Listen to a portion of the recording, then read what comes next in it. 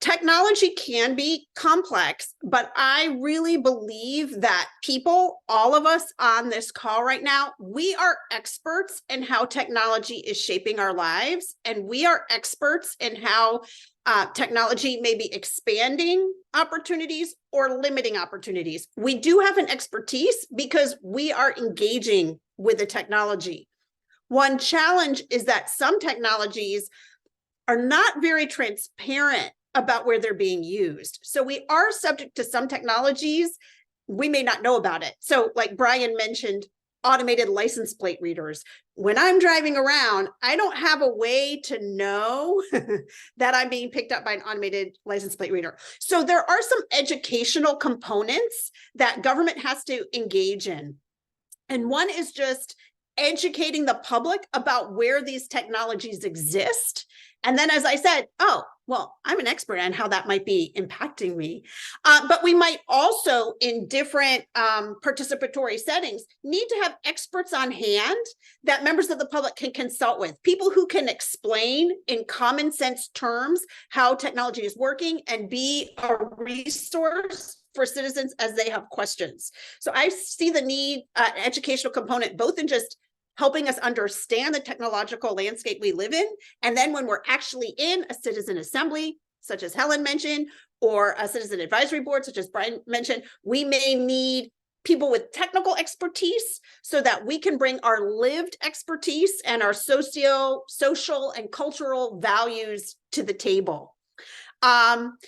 It's also important to recognize that people are really busy. People have a lot of obligations. People got to pay the rent, get their kids to school, make doctor's appointments. I mean, everyone's life is really frantic. And so if we are going to ask citizens for their expertise to give input in these systems, we have to make it worth people's time. We need to make it easy for people to participate. I think people should be compensated for their time because they're being called on as experts, just like you might hire a technical expert. Let's say we're holding an in-person event, like what Helen or Brian are describing. We need to hold those at times when working people can participate, right? Some meetings might have to be at night. They might have to be on the weekends. It better be in a convenient location. We want there to be ample parking, but also accessible by public transportation.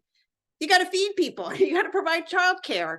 If you're in a community with many non-English speakers, we may need interpreters available.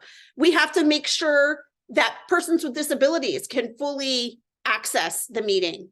And we need to talk to people about complex technical issues in clear language, in plain English, and so we can have an open dialogue. There are some participatory mechanisms that some governments are using that are online, right? Like we are right now, taking advantage of Zoom and this great technology. But when you're online, you have to be aware of what about folks who don't have computers or don't have internet access? How are we going to make it possible for them to participate? So there's just a lot to think about to remove any barriers to participation that might be existing for very, very busy people with a lot on their minds.